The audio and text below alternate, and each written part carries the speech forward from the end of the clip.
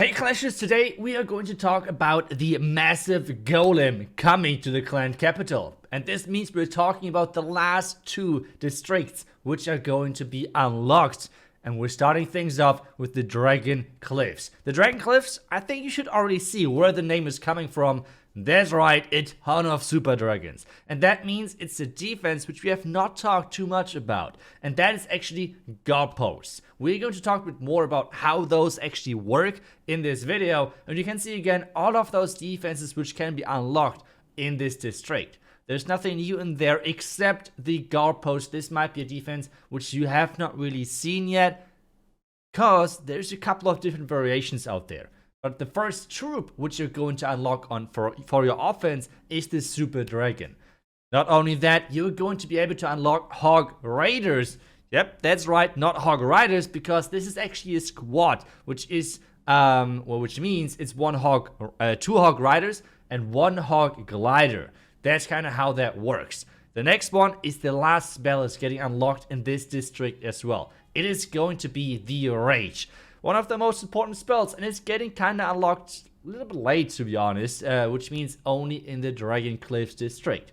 Next one is going to be the Golem Quarry. What does this mean? Well, we have a lot of blast bows and a lot of key defenses in this one. Summed up, it's kind of crazy, but you can see again all of those defenses just lined up, which you can unlock in this district. And now we're getting to the part which everyone is excited about, is the new troop which is going to be unlocked in this district is the Mountain Golem.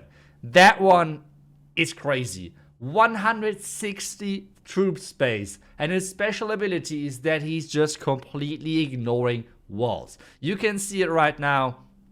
He just does not care. He does not care at all about walls, about anything. He's one-shotting most of those defenses out there. And it's just crazy. You can see how tanky it is. On the max level, it's 44,000 hit points, which is a lot. Trust me, he's quite a tanky boy, but you can only bring one of them, obviously, because he's 160 troop space. As soon as he's dying, he's exploding with throwing away a couple of zones who are going to deal even more damage. But I think for now, we should take a look at the guard posts before we're jumping into more gameplay for the Golem. Because actually, we have not talked about guard posts that much in all of those sneak peeks so far. Guard posts have 3 different versions in the clan capital. What does this mean? We have the guard post with giants, like super giants. We have the guard post with the cannon card, and we have now the guard post with the super dragons. All of them work the same. You have, depending on the amount, but you have troops circling this guard post, and as soon as this guard post is actually destroyed, those troops are free. Otherwise, those troops are always going to circle the guard post. They're always going to stay close. But with having the home, or with having their home getting destroyed, they're free. They're free to roam the map and take down whatever is going to try to face them.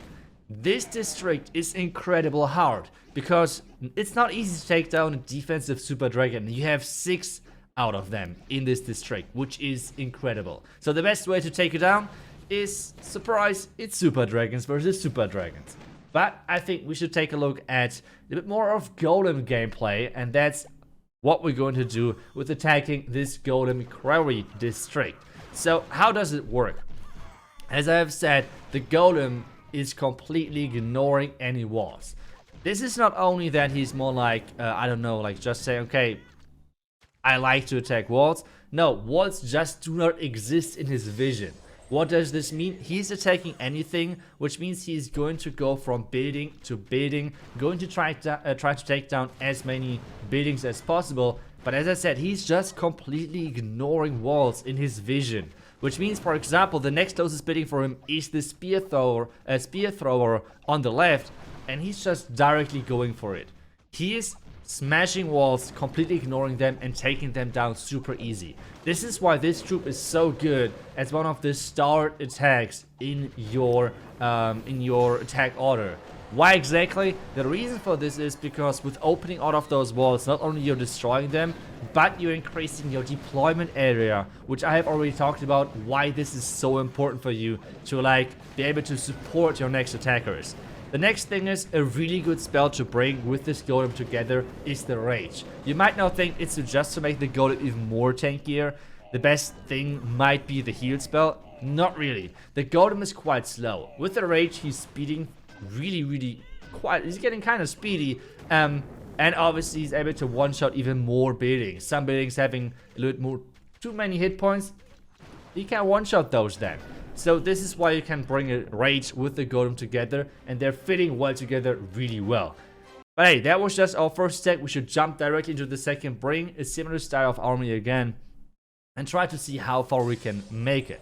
As I have said, the golem is strong on multiple levels. Not only because he's just beefy as crazy, no, as well he is just going to open all of those walls. So you can see we are able to place those archers inside the base right there, which is giving you a lot of freedom to move around and make sure you take down all of those buildings.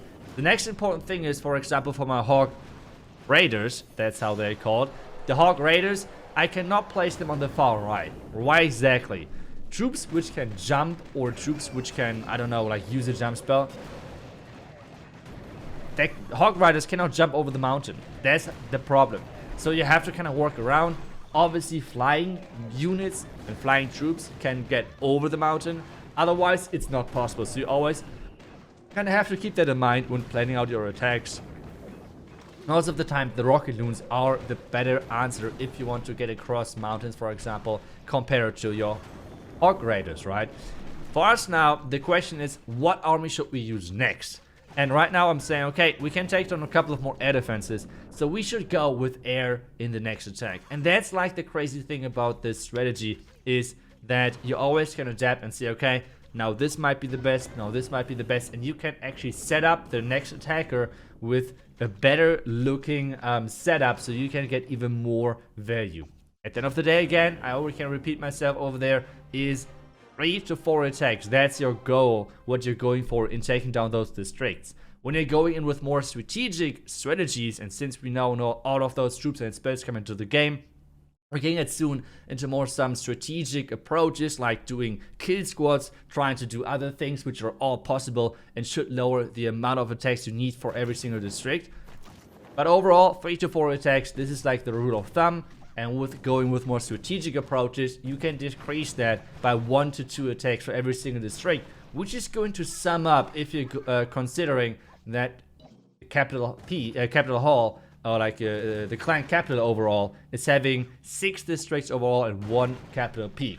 So that's really important to note. For us, I have chosen the double flying fortress. The flying fortress is super tanky and it's not that quick, which is a really nice thing to work together with the heal spell, in my opinion.